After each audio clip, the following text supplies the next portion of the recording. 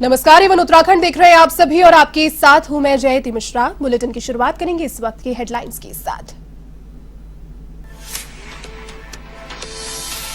Operation Ganga के तहत Ukraine से छात्रों की वापसी जारी। पिछले 2 दिनों में उत्तराखंड के 13 छात्र यूक्रेन से लौटे। अब तक 53 की हो चुकी है घर वापसी। अन्य छात्रों और लोगों की लोकेशन का पता लगाने का काम जारी।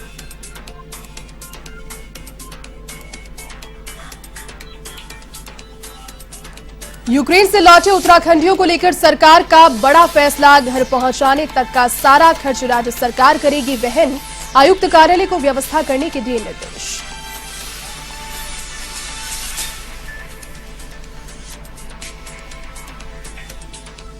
उत्तराखंड के केंद्रीय संस्थानों की भर्ती में यूकेडी ने लगाया घोटाले का आरोप। मामले की जांच की मांग को लेकर प्रधानमंत्री कार्यालय को लिखा पत्र। आरटीआई रिपोर्ट का दिया हवाला।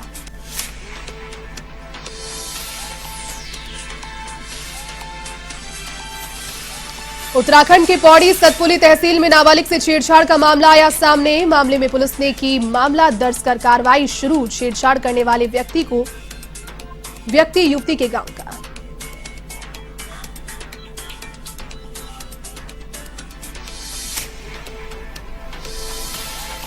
उत्तराखंड में कोरोना संक्रमण से राहत। 24 घंटे के दौरान मिले 65 नए मामले तो 130 मरीजों ने दी कोरोना को मात।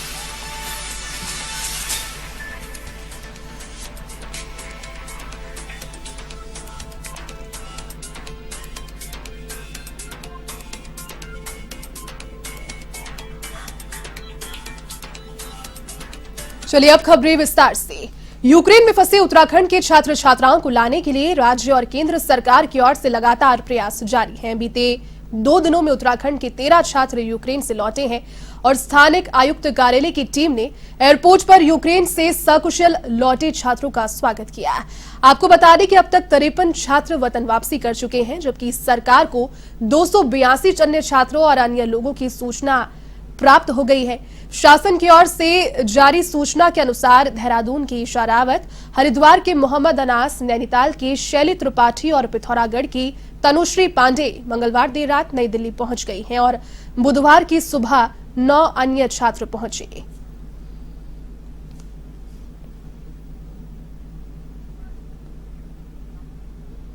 तो वहीं यूक्रेन से लौट रहे उत्तराखंड के नागरिकों को प्रदेश सरकार निःशुल्क अपने घर तक पहुंचाएगी। गृह विभाग ने इस संबंध में निर्देश जारी कर दिए हैं। दरअसल नई दिल्ली स्थित स्थानिक आयुक्त कार्यालय को इस संबंध में व्यवस्था करने के लिए कहा गया। अपर सचिव गृह अतर सिंह की ओर से स्थानिक आयुक्त को इस संबंध में पत्र लिखा गया है। इस पत्र में कहा गया है कि यूक्रेन से स्वदेश लौटे उत्तराखंड राज्य के नागरिकों को निःशुल्क उनके गंतव्य तक पहुंचाया जाएगा। ट्रेन, बस या टैक्सी, जिस भी माध्यम से वे गंतव्य तक जाने की इच्छा जाहिर करते हैं, उन्हें उपलब्ध कराई जाएगी। ये निःशुल्क व्यवस्था स्थानिक आयुक्त कार्यालय कराएगा और इसका खर्चा राज्य सरकार वहन करेगी।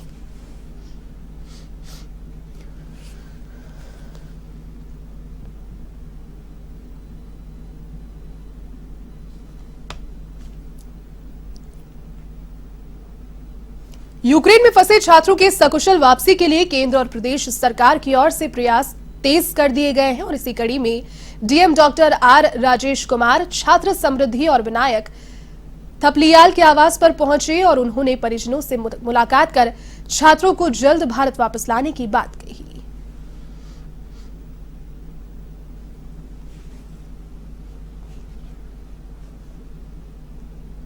देखिए, कारगी चौक में निवासरत विनायक थपलियाल एवं अस्मिता थपलियाल के परिजनों से आज मैंने भेंट की और उनको आश्वस्त में हमने किया कि एडमिनिस्ट्रेशन की ओर से भी और भारत सरकार की ओर से भी सभी प्रयास किए जा रहे हैं उनको वापस ले आने के लिए। टोटली हमारे उत्तराखंड से खासकर जनपद देहरादून से लगभग 65 बच्चे थे जो यूक्रेन में पढ़ रहे थे और उनमें से लगभग 24 वापस आ चुके हैं और 41 जो हैं वो वहीं पे हैं। और लेकिन हमारे डिज़ास्टर कंट्रोल रूम जो हमारा बेसिक कंट्रोल रूम है, तो उनके माध्यम से सभी जितने भी वहाँ पे फंसे हुए हैं, जितने भी बच्चे वहाँ पे पढ़ रहे हैं तो फंसे हुए हैं, उन सबसे हम लोग टच में हैं और यथासंभव हमारे द्वारा प्रयास किया जा रहा है भारत सरकार के माध्यम से भी, उनके भारत सरकार के सहयोग से भी, कि उनको जितनी जल्दी यहाँ पे ले आ सके उतनी जल्दी हम लोग ले आने का पूरा। रुड़की में महाराजा अग्रसेन चौक ट्रस्ट की ओर से स्थापित महाराजा अग्रसेन की प्रतिमा का अनावरण राज्यसभा सांसद नरेश बंसल ने फीता काटकर किया।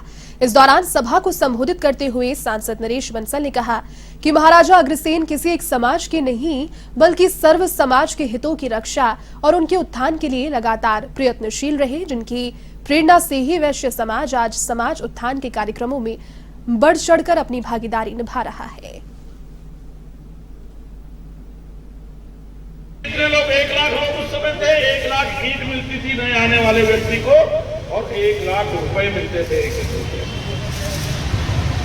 वो अपना घर भी बना लेता था और कारोबार भी शुरू कर लेता था। इससे बड़ा समाजवाद का उदाहरण तो मिलता है। महाराजा अग्रसेन जी ने समाज के लिए सब कुछ किया। अभी राकेश जी बता रहे थे कि क्षत्रिय धर्म तक छोड़ा इसलिए कि अहिंसा रहे, किसी की पशु की बलि ना हो। तो महाराजा जी के संबंध में, अग्रवाल समाज के संबंध में, वैश्य समाज के संबंध में हम सबको बताएं, इसकी आवश्यकता है। एक लोग नाटिकाएं करने वाले हमारे पास हैं। आज महाराजा जी पर भागवत बन गई है, महाराजा अग्रसेन भागवत। वो डिजिटल भी और फिजिकल भी दोनों तरह से उपलब्ध है। यूकेडी ने राज्यों के केंद्रीय संस्थानों में भर्ती घोटाले का आरोप लगाते हुए प्रधानमंत्री कार्यालय को पत्र भेजकर थर्ड पार्टी जांच की मांग की है। इसको लेकर यूकेडी के वरिष्ठ नेता शिव प्रसाद सेमवाल ने बताया कि राज्य में स्थित केंद्रीय संस्थानों की भर्ती घोटाला हुआ है, जिसमें बाहरी प्रदेशों के युवाओं को भर्ती करने का काम किया गया। इसी के साथ यूकेडी नेता ने कहा कि ऋषिकेश एम्स में 600 से अधिक पदों पर राजस्थान के लोगों की भर्ती कर दी गई और ये भर्ती घोटाला यही नहीं रुका, बल्कि राजधानी दून के एफआरआई में भी ग्रुप सी के पदों पर गड़बड़ी हुई है, जिसमें 88 पदों पर हरियाणा के लोगों को भर्ती दी गई और ये आरटीआई में खुलासा भी हो गया है। एफआरआई में ग्रुप सी के पदों पर व्यापक स्तर पर भर्तियों में अनियमितता की बात सामने आई है। इसको लेकर के पहले भी मुन्ना भाई भर्ती करते हुए पकड़े गए थे, परीक्षा देते हुए उनको गिरफ्तार भी किया था।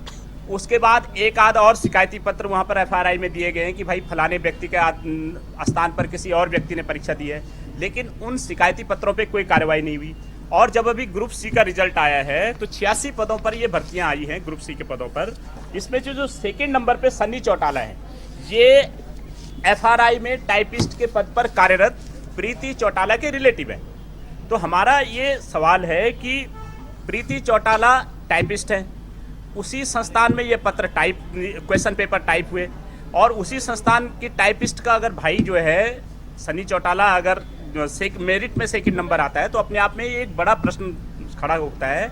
और वो भी उन परिस्थितियों में जबकि पहले भी वहां पर मुन्ना भाई परीक्षा देते हुए जेल जा चुके हैं और पहले भी और शिकायतें उस पर आई हैं। तो हमने इसकी जांच को लेकर के प्रधानमंत्री कार्यालय को पत्र लिखा है और ये तमाम डॉक्यूमेंट हम प्रधानमंत्री कार्यालय को भेजे हैं और हमारा ये मांग है कि किसी थर्ड पार्टी से इस बात की जांच कराई जाए कि एफआरआई में ये चल क्या रहा है। फायर सीजन के दौरान धधकते हुए जंगलों की वजह से वन संपदा को करोड़ों का नुकसान पहुंचता है। इसी के साथ पर्यावरण पर भी बुरा असर पड़ता है। प्राकृतिक जल स्रोत भी सूख जाते हैं और पानी के लिए हाहाकार मचना शुरू हो जाता है। इसी के साथ जंगली जानवरों को भी नुकसान पहुंचता है। ऐसे में वन विभाग ने जंगलों को आग से बचाने के लिए फॉरेस्ट फायर रुद्रप्रयाग ऐप तैयार किया। इस ऐप के जरिए वनों को आग से बचाया जाएगा। वनाग्नि नियंत्रण करने के लिए तकनीकी का प्रयोग करने वाला रुद्रप्रयाग वन प्रभाग प्रदेश में पहला ऐसा प्रभाग है। इस ऐप को फॉरेस्ट सर्वे ऑफ इंडिया यानी कि FSI से भी लिंक किया गया है। प्रभाग की सभी 7 रेंजों की गूगल मैपिंग करने के साथ ही वन कर्मियों के मोबाइल भी ऐप से जोड़े जा रहे हैं।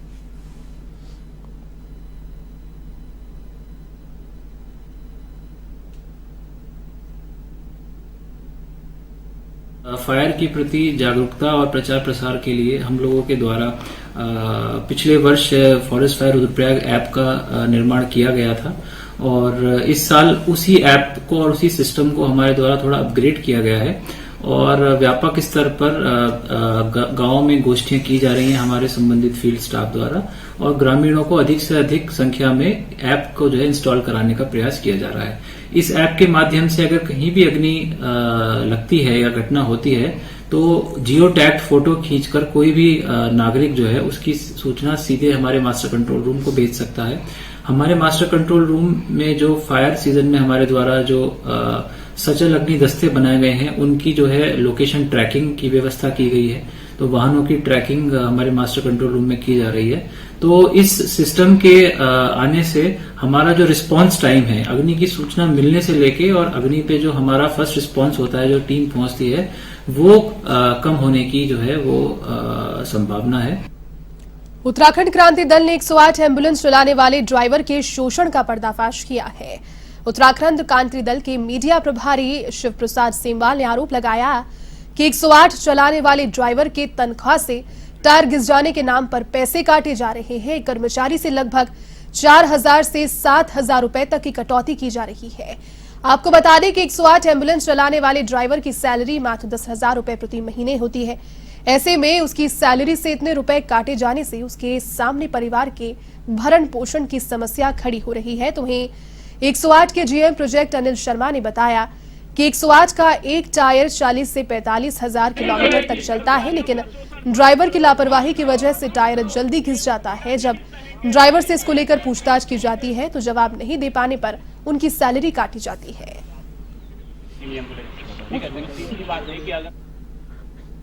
हमारे जो 108 के कर्मचारी हैं, जो ड्राइवर हैं, उनकी तनख्वाहों से गाड़ी के टायरों की घिसाई काटी जा रही है। तो नीचे करो, ये शोषण की पराकाष्ठा है, ऊपर करो, अन्याय का चरम है। उत्तराखंड क्रांति दल के लोग आज इसका विरोध करने के लिए यहाँ पर इकट्ठा हुए। कैंप के ऑफिस में हमारी जो जीएम प्रोजेक्ट हैं शर्मा जी, उनसे बात हुई है और हमने उनको अल्टीमेटम दिया है कि इनका 2 साल का प्रोजेक्ट अभी बाकी है। हमारा साफ चेतावनी, साफ अल्टीमेटम है, या तो आप इनका रिकवरी का पैसा वापस कीजिए, ये जो वसूली आप कर रहे हैं इसको बंद कीजिए, नहीं तो हम आने वाले 10 तारीख के बाद जो भी गवर्नमेंट फॉर्म होगी उसमें आपका कॉन्ट्रैक्ट खत्म करवा देंगे। ड्राइवर को थोड़ी दे रहा हूँ, लेकिन भाई साहब उसका टाइम टू टाइम अलाइनमेंट करना है, सेवा में सुधार, ये हमारा मेन एम होता है। उस उद्देश्य से हम काम करते हैं। कितना पैसा ड्राइवर के साथ जिस तरीके से आप लोग कर रहे हैं तो कहीं ना कहीं आपको लगता नहीं कि गलत हो रहा है? नहीं, कुछ भी गलत नहीं कर रहे हैं। ड्राइवर की सैलरी से आप काट रहे हैं, ये तो गलत बात है। यदि कोई मिस हैंडलिंग कर रहा है उसको कैसे समझाया जाए? चेतावनी दी हमने। अब हम मतलब पहले से ये नियम चलता आ रहा है कि भैया ये टायर की लाइफ 50,000। कितना काटते हैं आप? कितना पैसा काटते हैं? ये तो ऑपरेशन डिपार्टमेंट फील्ड से उनकी फीडबैक पे डिपेंड बता दीजिए कितना काटता हूँ? 500 से 1,000 रुपए पर ड्राइवर का? नहीं, पर ड्राइवर नहीं, जो मिस हैंडलिंग कर रहा है उसकी। भगवानपुर के बुग्गावाला में सीओ राकेश रावत ने थाने का निरीक्षण किया और साथ ही व्यवस्थाओं का जायजा लेते हुए सीओ ने पुलिस को व्यवस्थाएं चाक चौबंद रखने के निर्देश दिए हैं। साथ ही बुग्गावाला थाने में मालखाना कार्यालय, शस्त्र आपदा उपकरणों, अभिलेखों, भोजनालय और बैरकों का निरीक्षण किया।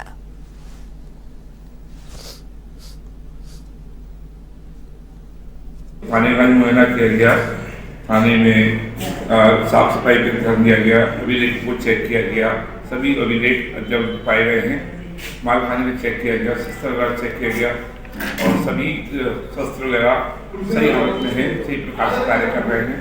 इसके अलावा एंटीलाइट किट वगैरह भी देखी गई है। सभी सामान को सभी भांति देखा गया है और सभी सामान सही तरीके से सही अवस्था में। कुछ कमी पाई गई है सर? कोई कमी नहीं पाई गई है। ये एचएफ को बताया गया है कि रेगुलर उसमें जो शस्त्र है, हमारे SLR है, ये आपका है। ऋषिकेश के श्री भरत मंदिर के महंत अशोक प्रपन्नाचार्य की स्मृति में रक्तदान शिविर का आयोजन किया गया, जहां पर युवाओं ने रक्तदान कर बढ़ चढ़कर हिस्सा लिया। इस शिविर में 300 यूनिट रक्तदान करने का लक्ष्य आयोजकों की ओर से निर्धारित किया गया था, जहां रक्तदान को लेकर युवाओं में गजब का जोश देखने को मिला। आपको बता दें कि दीप प्रज्वलित कर रक्तदान शिविर का शुभारंभ किया गया। इस दौरान महंत वत्सल शर्मा ने कहा कि स्वर्गीय महंत अशोक प्रपन्नाचार्य की स्मृति में हर वर्ष रक्तदान शिविर लगाया जाता है। इस वर्ष रक्तदान शिविर को लेकर काफी संख्या में लोग पहुंच रहे हैं।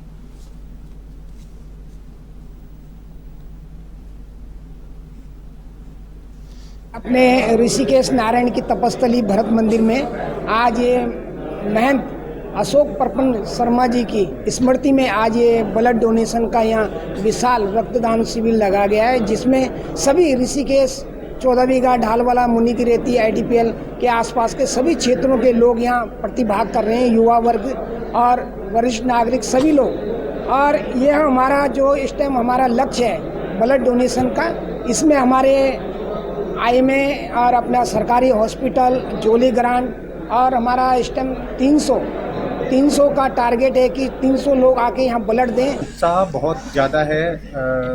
जो नए बच्चे जो हैं 18 साल से ऊपर के जो पहली बार रक्तदान करने आ रहे हैं, हमने अभी 4-5 दिन पहले सबको सूचना देनी शुरू करी थी, तो आज मतलब बहुत भारी उत्साह में रक्तदान करने के लिए लोग आ रहे हैं। यह रक्तदान शिविर प्रत्येक वर्ष होता है, किन की स्मृति में किया जाता है? ये पूजनीय स्वर्गीय महंत श्री अशोक परपन्नाचार्य जी की स्मृति में ये कैंप प्रतिवर्ष किया जाता है। मैं ये कहूँगा कि रक्तदान बहुत बड़ा महादान है, जिससे हम जो खून देंगे दूसरों की जान बचेगी, दूसरों के सेफ तो खून है खून। मैं सबको ये जरूर कहूँगा कि ज़्यादा से ज़्यादा।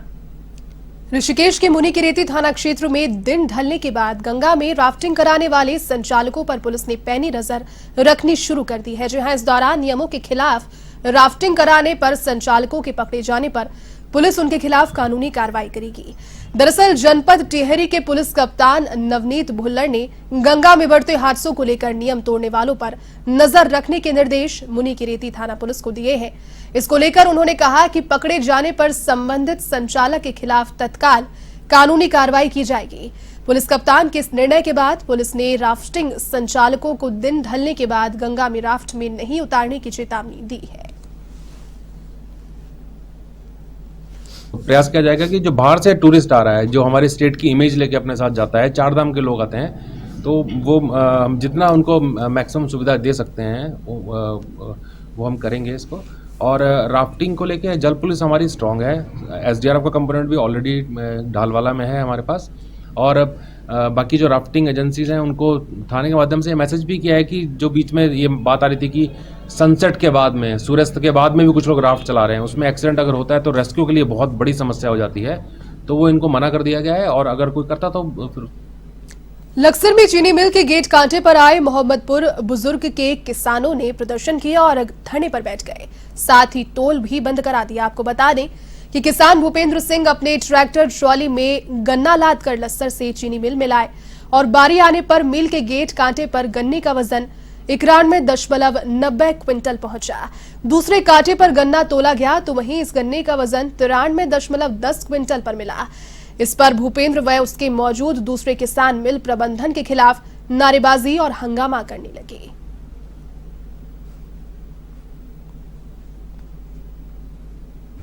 मेरा तो ये कहना है भैया, जैसा मुझे किसान कहेंगे उसके उपरांत चलिया आज तक और उसके अगेंस्ट ही चलूँगा। जो इनका डिसीजन होगा, अगर मुझे ये कहेंगे कभी उठ जाओ तो भी उठ जाऊँगा। अगर 10 दिन कहेंगे तो 10 ही। मेरा तो इरादा है 10 दिन फैक्ट्री का ब्रेकडाउन करना। वार्ता ये है गठतोली है, उस पर ग्रोस घंटे पर पहले 91 कितना हुआ, 20 या कितना भाई 91-90 हुआ, और दूसरे घंटे पर तोलिया तो 93-20 हुआ। 1.5 कुंटल का डिफरेंस। मैं कल वार्निंग भी दे के गया था, कह के गया था, बैठ कर वार्ता करी, सचिव साहब को भी कहा। मैं ये नहीं एक मील में बैठ कर गया, मैं सचिव साहब को भी कहा कल छुट्टी में। उसके उपरांत भी अगर संशोधन नहीं हुआ तो ये किसान क्या करेगा। घंटा जो ट्रॉली का इस पर 91 कुंटल 90 किलो हुआ, फिर मल्ली के पे तुलवा 93 कुंटल 10 किलो हुआ, फिर दोबारा इस पर तुलवा 93 कुंटल 20 किलो हुआ। कितना फर्क लग रहा? 1 कुंटल 30 किलो। हम 2 टाइम किसानों की उपस्थिति में अपने कांटे चेक करवाते हैं। बाकायदा हमने उसका एक रजिस्टर मेंटेन किया हुआ है, उस पर किसानों के मोबाइल नंबर और नाम है। हमें चौधरी साहब ने कहा जैसे, तो हम उसके लिए 3 टाइम करवाने जा रहे हैं। मैं अभी सेक्रेटरी साहब से भी बात कर रहा हूँ और इनसे भी बात करी है कि समिति का भी एक आदमी आ जाया करेगा, हमारा भी आदमी रहा करेगा, और हम खुद दोनों में से कोई एक अधिकारी जो है सीनियर उपस्थित रहेंगे। सर 2 बार आप बता रहे हैं कांटा चाक हो रहा है, लेकिन उसके बाद भी फिर इस तरह की स्थिति वो कोई ऐसा है, देखो मशीनरी है, हो सकता है कि ऐसा हुआ हो, उसमें कोई मैं ये नहीं कर रहा, क्योंकि मशीन है, मशीन में हो सकता है उस समय कोई एरर आया हो, लेकिन बाद में उसके बाद जो चेक करवाए हैं उनमें सब में वही ठीक नहीं। काशीपुर के कुंडेश्वरी पुलिस चौकी क्षेत्र में स्टोन क्रेशरों के स्वामियों के द्वारा वैध रूप से धरती का सीना चीरकर खनिज निकालने का मामला सामने आया। तो वहीं इस मामले में स्थानीय प्रशासन के द्वारा कोई भी ठोस कार्रवाई नहीं होने से स्थानीय ग्रामीणों समेत किसान संगठन और अन्य सामाजिक संगठनों में आक्रोश है, जिन्होंने उप जिलाधिकारी कार्यालय पर अनिश्चितकालीन धरना शुरू कर दिया। लोगों का आरोप है कि खनन माफियाओं ने 100 फीट से अधिक गहरे गड्ढे खोद दिए, जिससे कुंडेश्वरी के ग्राम जुड़का, गुलजारपुर, महादेव नगर आदि में जल संकट का खतरा मंडराने लगा। नाम रजविंदर कौर है कि समाज सेविका के तौर पर मैं काम करती हूँ। गुलजारपुर से मैं हूँ और गुलजारपुर में इतना मंदी हालत है, बहुत ज़्यादा। अब बच्चे जैसे बच्चे पढ़ने वाले बच्चे हैं, स्कूलों से जाते हैं, सिंगल रोड है हमारा महादेव नगर से लेकर के गुलजारपुर तक एक सिंगल रोड है। वहाँ पर 10 टायरे ट्रक निकलते हैं माल के ओवरलोडिंग और पूरा दिन वो चलते हैं। हमारी ये मांग है कि जो क्रेशर हैं, क्रेशरों के ऊपर ये सर जाएँ, वहाँ पर एडीएम साहब हमारे पहुँचे, उसकी जांच की जाए।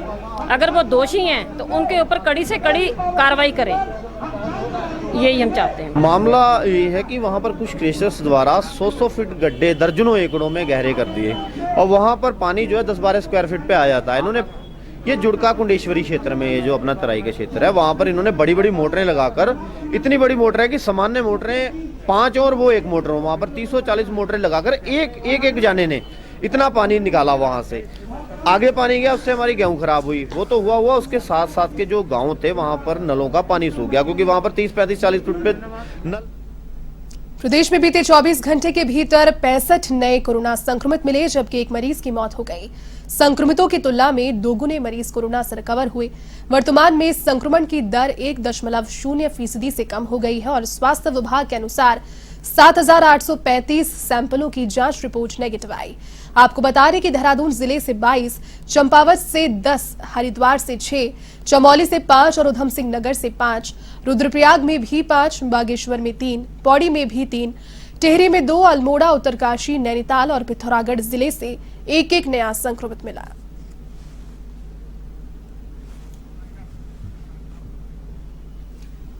चलिए, इस बुलेटिन में फिलहाल के लिए बस इतना ही। देश और दुनिया की तमाम बड़ी खबरों को देखने के लिए आप देखते रहिए A1 TV। नमस्कार।